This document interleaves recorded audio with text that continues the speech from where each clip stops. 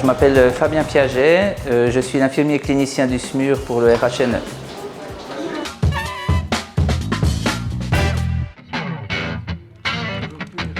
Dans vos antécédents médicaux, qu'est-ce qu'il y a? Je vais lire là-dessus. Je travaille au RHNE depuis octobre 2001 et je travaille plus spécifiquement aux urgences depuis 2003.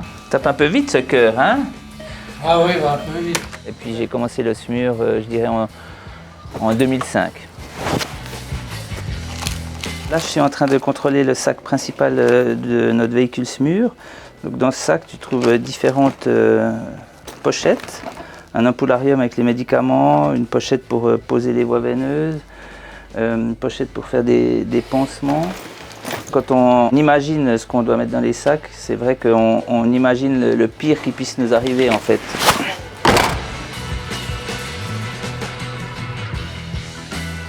Notre objectif principal, c'est conduire en urgence, mais aller le plus rapidement possible, emmener le médecin au bon endroit.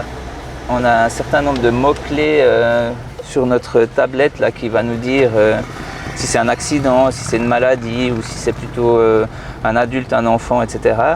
Mais ça reste une vague idée mentale qu'on se fait sur des mots qu'on lit sur notre tablette en fait. L'inattendu, le palpitant, le fait de devoir s'adapter sur des situations inattendues, c'est ce qui rend vraiment pour moi très intéressant mon métier en fait. Et puis qui fait que je le pratique chaque jour encore avec un plaisir intact depuis toutes ces années.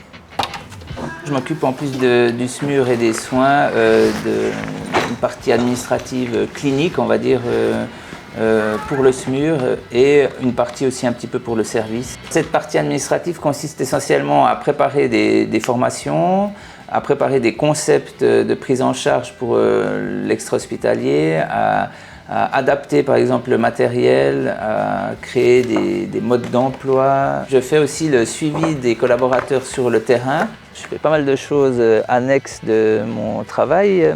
Je suis bénévole pour l'infirmerie de Festineuge depuis presque aussi longtemps que je travaille à Portalès.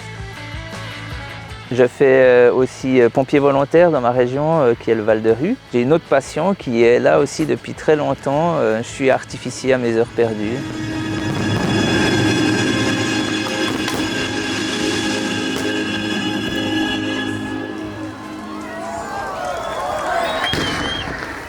On est en train de préparer ici dans la baie de l'Évole le feu de la fête des vendanges 2023. On est en train de monter justement tous les petits radeaux de ce feu. Les petits radeaux font en fait la façade du feu. C'est la partie qui monte pas très haut, qui est vraiment proche du public. Contrairement aux grosses bombes qu'on verra tout à l'heure, où ça c'est la partie plutôt arrière et un peu plus éloignée du public qui monte très haut. La création du feu est faite par un de nos créateurs, designers, qui crée une sorte une partition. De cette partition va découler un certain nombre de produits et de choses à faire et ajouter à ça la musique, la bande son évidemment.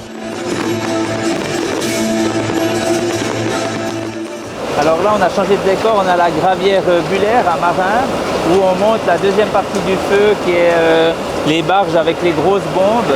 Ça c'est un des trois bateaux où les grosses bombes sont logées. Sur un bateau comme ça, il peut y avoir plusieurs centaines de bombes, voire même parfois des milliers selon la place qu'on a et la grandeur du feu.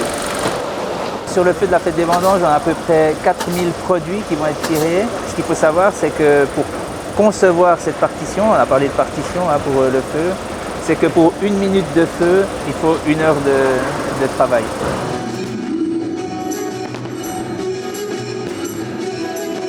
Le plus grand stress, justement, quand on presse play sur la table de tir pour le départ du feu, il y a déjà un décompte de 10 secondes, une fois que tu as pressé, où il n'y a rien qui se passe. Bon spectacle. Tu te dis, oh, j'espère que ça va partir, puis paf, d'un coup, tu as le premier coup, puis là, c'est bon, tu décompresses. Parce qu'en sachant qu'une fois que tu as pressé play, tu ne peux plus rien faire d'autre que d'arrêter ton feu ou de le mettre en pause. Le feu d'artifice est un art pour moi et j'aime créer des émotions aux gens et puis faire quelque chose un peu différent de ma pratique quotidienne. Ça n'a strictement rien à voir avec les urgences.